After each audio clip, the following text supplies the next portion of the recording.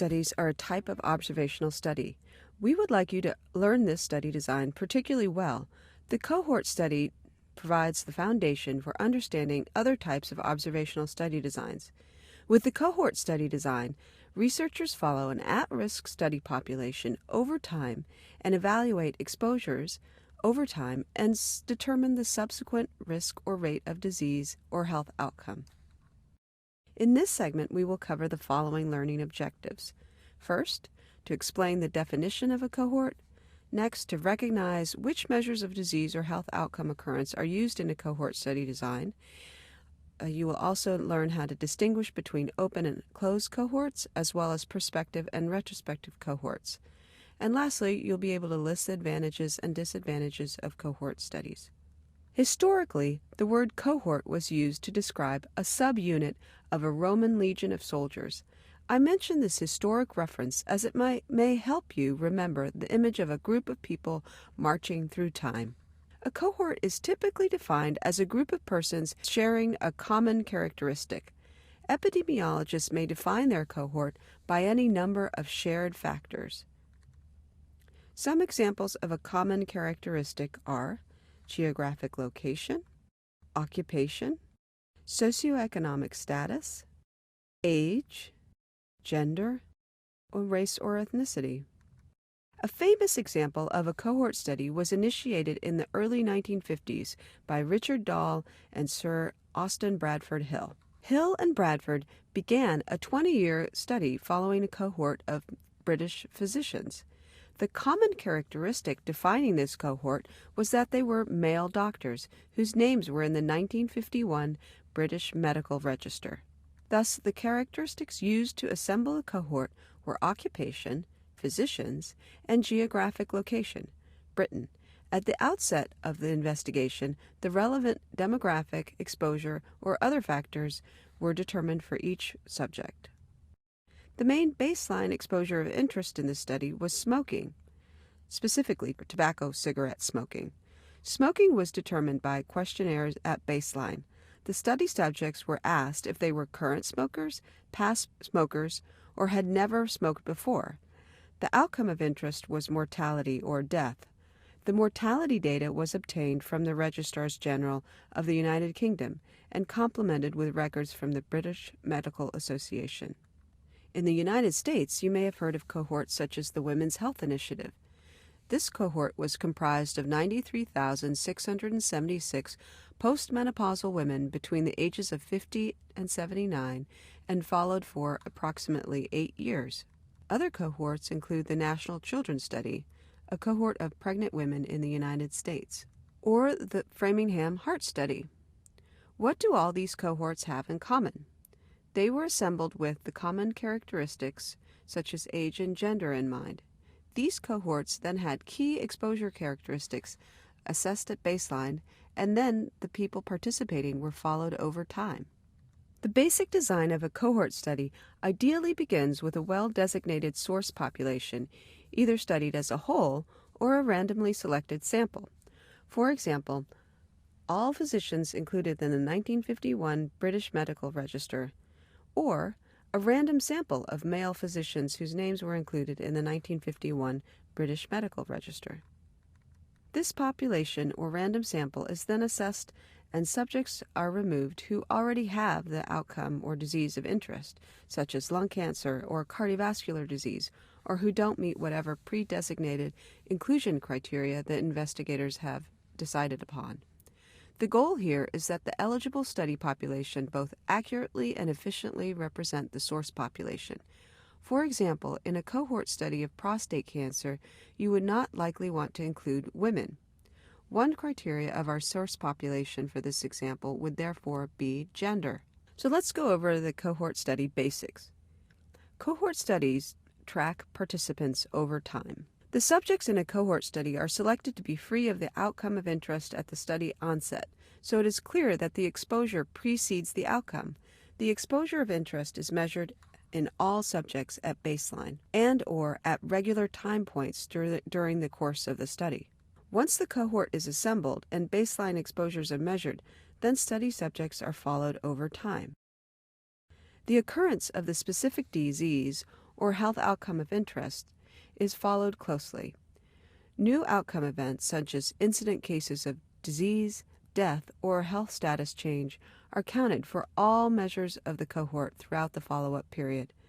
New cases of the outcome are used to calculate whatever measures of incidence are relevant to the study, usually a risk or a rate. In the cohort of British physicians we mentioned earlier, the main exposure of interest in the study was smoking. It was determined by questionnaire at baseline.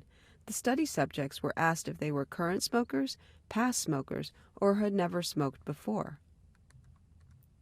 The outcome of interest was mortality or death. An investigator may select a cohort specifically to study certain uncommon or rare exposures.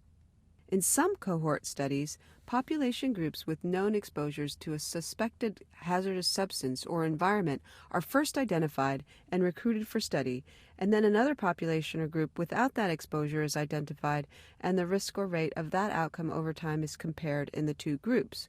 For this reason, cohort studies can be particularly useful for studying uncommon or rare exposures, because usually it is possible to identify and assemble groups of persons who have that uncommon exposure. Other studies may create categories such as amalgam of risk factors for the disease or outcome under study.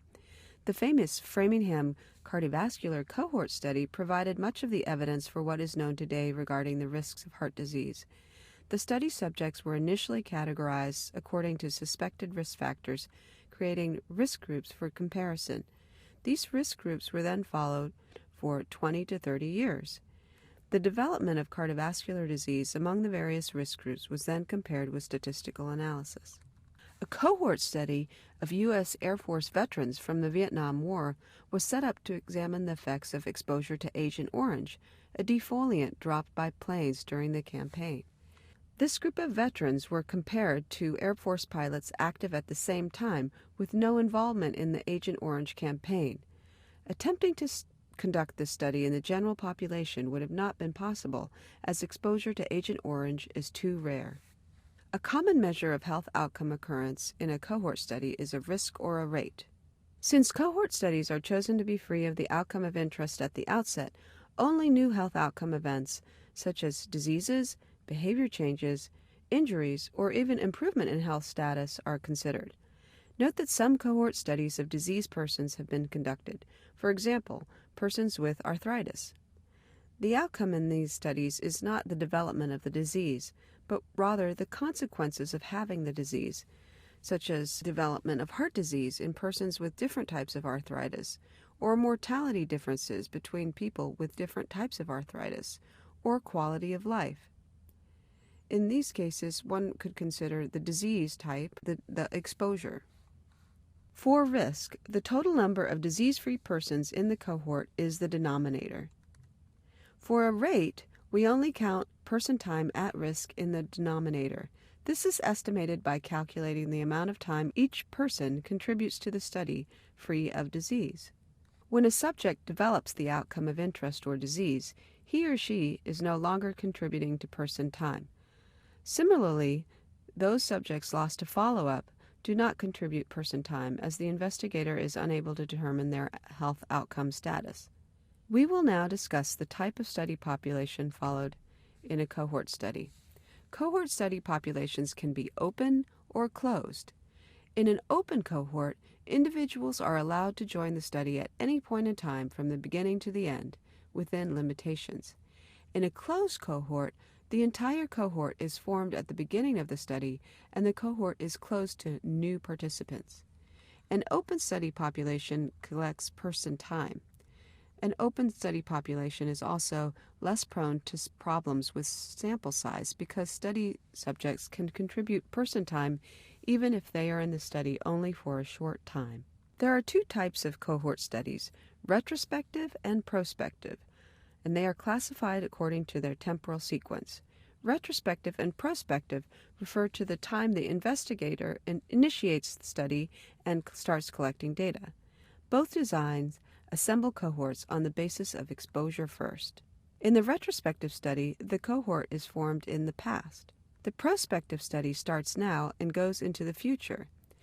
In a prospective study, The investigators obtain baseline exposure data in real time and then follow the cohort members during the time after baseline exposure to measure the occurrence of the health outcome or disease. The retrospective or historical cohort study is often used to evaluate occupational exposures such as cancer and other chronic diseases in workers exposed to potentially hazardous substances. An example might be deaths from lung cancer among asbestos-exposed workers.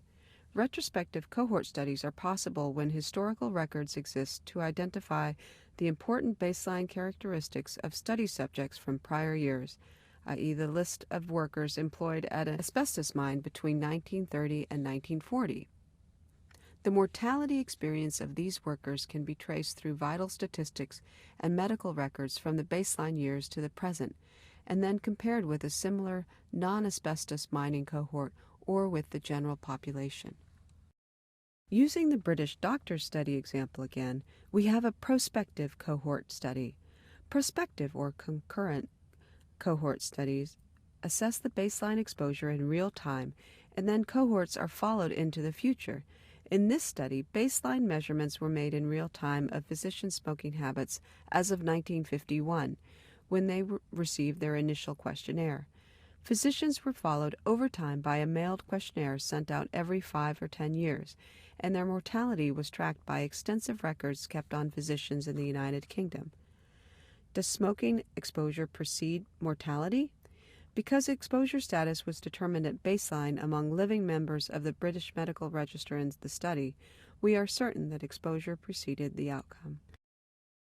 Now let's talk about the advantages of cohort studies. We will discuss measures of association such as risk ratios and risk differences in next week's module. So let's summarize by considering the advantages and disadvantages of cohort studies. A big advantage of cohort studies is that they allow direct estimations of risks or rates. Investigators may specifically seek out individuals for study with an exposure that is not typical among the general population, as you remember our Agent Orange example. The ability to assess the effects of rare exposures is an advantage of the cohort study. Cohort studies can also be useful for assessing multiple outcomes. The various causes of mortality assessed in the British physician studies illustrates the ability to assess multiple outcomes of a single exposure. This study examined all reported causes of mortality as per the current international list of causes of death. The researchers summarized their conclusions by identifying excess mortality among smokers by cause. A big disadvantage of cohort studies is that they are expensive. They are also time-consuming. Our ability to detect relatively small differences in risks and rates between exposed and unexposed groups is primarily influenced by the number of health outcomes in each group, rather than the number of persons in each exposed group. Thus, if there are relatively few persons in an exposure category, we may need a very long period of follow-up to observe sufficient numbers of rarer outcomes in order to detect differences across levels of exposure. This accounts for the considerable cost and time needed to properly conduct a cohort study. If outcomes are very rare, then the size of the cohort groups may be too large to effectively detect a difference between study groups. Examples of rare outcomes include certain cancers, such as acute leukemia or kidney cancer. Losses to follow-up occur when we cannot determine the outcome for some measures of the cohort during the entire course of follow-up. If losses are greater in the exposed versus the unexposed group or vice versa, we may obtain a biased estimate of the risk ratio or rate ratio. This concludes our segment on cohort study designs. Of all the study designs, we recommend that you learn this one particularly well because it's the basis for learning about all the other study designs.